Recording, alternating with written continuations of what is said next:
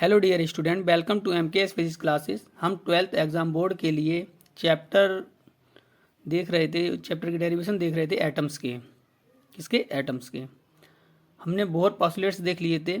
आज हम देखते हैं बोहर पॉस्टुलेट्स में ही जो इलेक्ट्रॉन न्यूक्लियस के अराउंड रिवॉल्व होता है, उस ऑर्बिट की रेडियस और उस ऑर्बिट में इलेक्ट्रॉन की स्पीड।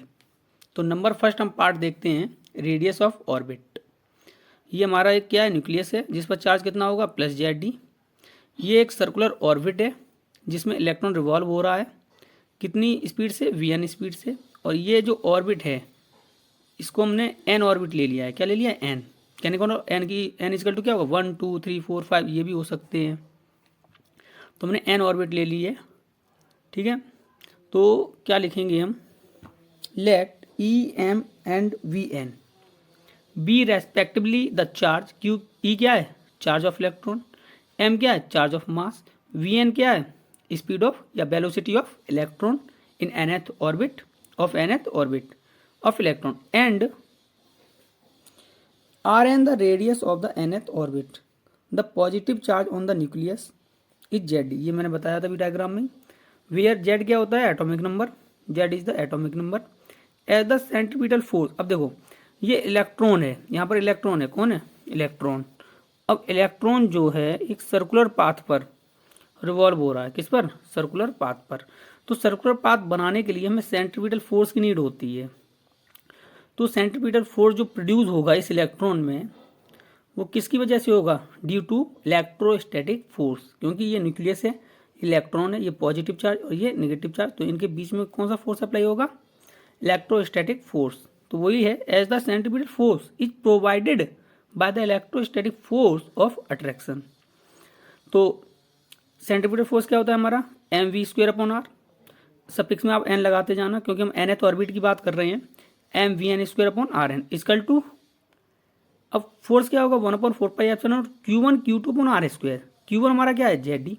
Q2 क्या है? ई अपॉन आर कितना है? R N. तो उसका क्या हो गया? R N square. जब यहाँ से एम वी एन स्क्वायर हम फाइंड करेंगे तो इसकल टू क्या होगा? Z E square upon 4 pi epsilon not R N. The angular momentum of the nth orbit. अब हम बोर्स पॉस्टुलेट्स को यूज करेंगे कि nth ऑर्बिट का जो एंगुलर मोमेंटम होता है वो क्या होता है?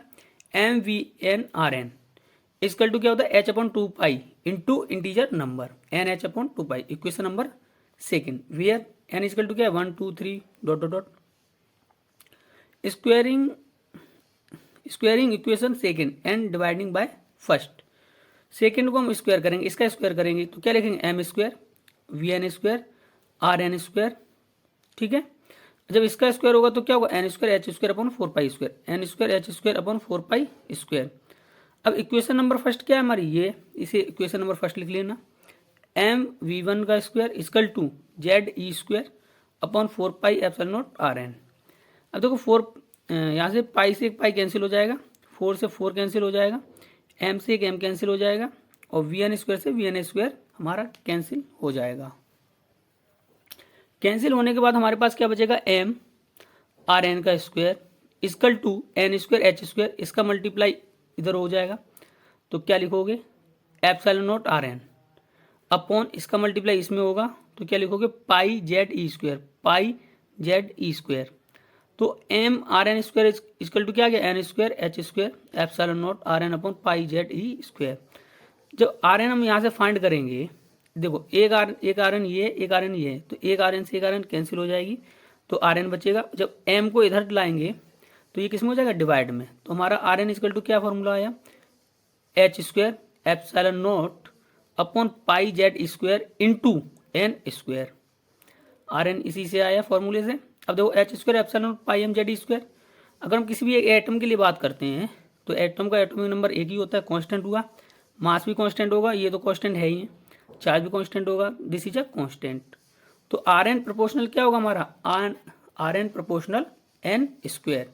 तो जो हमारी nth ऑर्बिट की रेडियस है वो depends square of orbit number. इसी में हम देख लेते हैं बोहर रेडियस। बोहर रेडियस क्या है? जो हाइड्रोजन एटम कि फर्स्ट ऑर्बिट की जो रेडियस होती है this is known as Bohr's radius. इसको आर नॉट से रिप्रेजेंट करते हैं हम। The radius of the first orbit N equal to 1 of hydrogen atom Z equal to 1। तो क्या होगा R not equal to H square epsilon not upon pi M Z E square. N की जगह हम क्या पुट करेंगे 1। तो are not equal to हमारा क्या होगा H square epsilon not pi M Z E square. अब इस टर्म की हमें सारी वैल्यू पता है, एच की वैल्यू पता है, एप्सिलॉन नॉट की, पाई की भी, एम की भी, ई की भी। तो जब हम इसको सॉल्व करेंगे तो हमारा जो रेडियस आएगा बोहर रेडियस वो हमारा आएगा 0.53 एंगस्ट्रॉम। इस आर नॉट को क्या बोलेंगे, this is called Bohr's radius and its value 0.53 angstrom. Thank you dear student. Video को शेयर कीजिए, लाइक कीजिए और 12th बोर्ड एग्जाम में अच्छे मार्क्स प्राप्त कीजिए।